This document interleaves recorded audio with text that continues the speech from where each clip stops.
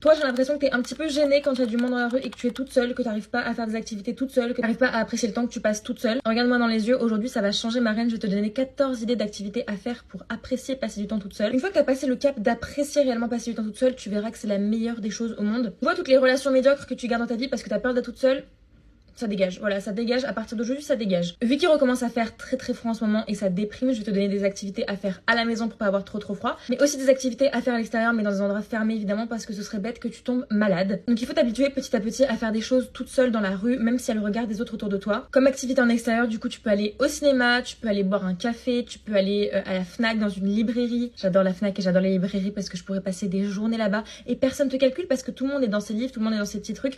Pareil pour le cinéma, vu que c'est dans le noir complet, bah personne te voit. Donc même si t'es un peu gênée à l'idée d'y aller toute seule, de toute façon personne te voit.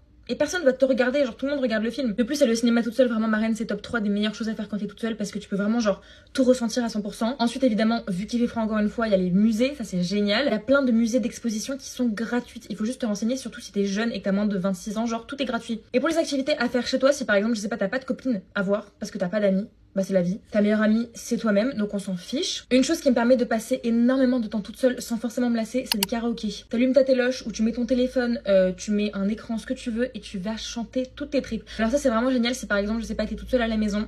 Voilà, tu peux chanter, tu chantes. Ensuite, pour pas te retrouver tous les matins à être en mode j'ai rien à me mettre, tu vas venir planifier tes outfits pour la semaine d'après. Tu peux être sur ton ordinateur, sur ta tablette, sur ton téléphone, tu peux même genre, je sais pas, prendre dans des magazines des vêtements qui ressemblent aux tiens.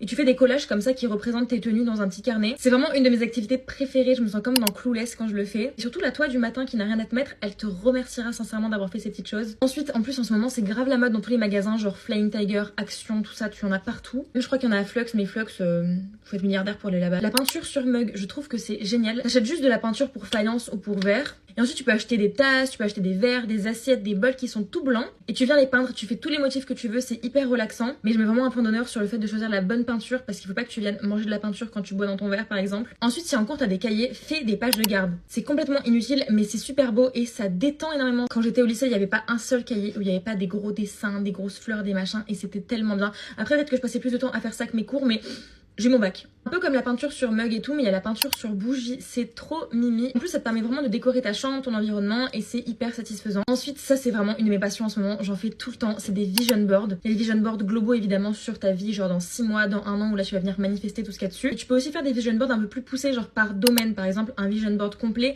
sur ce que tu veux pour tes études, un vision board complet sur ta vie professionnelle, un vision board complet sur ta vie au niveau de tes relations. Et c'est tout simple en fait, juste tu vas sur Pinterest, tu prends plein d'images, tu peux même faire des montages photos, tu peux faire des dessins, écrire des choses, faire ce que tu veux. Le vision board tu peux le faire et sur papier ou alors tu peux le faire sur Canva, sur une tablette, sur ton ordi, ce que tu veux. Mais ça détend énormément et en plus ça vient de manifester une magnifique vie donc quoi de mieux. Il n'y a pas de vision board sans journaling évidemment et vous savez que c'est ma grande passion. Dans un journal tu peux vraiment écrire tout ce que tu veux et je te jure que ça prend énormément de temps. Moi je passe des fois 3 heures à écrire dans mon journal et je m'en rends même pas compte. Donc c'est vraiment du temps que je prends toute seule pour moi et je ne le sens pas passer. Ce qui va également très bien avec le journaling c'est le scrapbooking et ça j'adore en faire surtout quand je pars en voyage ou qu'il y a des événements un peu importants dans ma vie. Dès que tu vas quelque part tu vas venir regarder des petites étiquettes, des petits papiers, des petits mots, des machins et tu vas tous venir les coller dans un scrapbook avec des petits mots, des petits autocollants. Dites-vous que c'est devenu une rêve avec mes copines le scrapbooking tellement je l'emmène partout avec moi. Ensuite activité un peu plus classique mais des coloriages ou de l'aquarelle, du dessin. Une chose que j'aime vraiment énormément faire, c'est réaménager mon environnement, soit la décoration de mon appart, les meubles dans mon appart, même faire des petits DIY de décoration pour que ça me coûte vraiment 0 €. Ensuite, je peux faire de la cuisine. Moi, je sais que quand j'ai du temps à perdre chez moi, que je suis toute seule et que j'ai rien à faire, je fais de la pâtisserie, des cookies, des gâteaux, des cinnamon rolls. C'est hyper apaisant, ça prend du temps et en plus, tu te régales.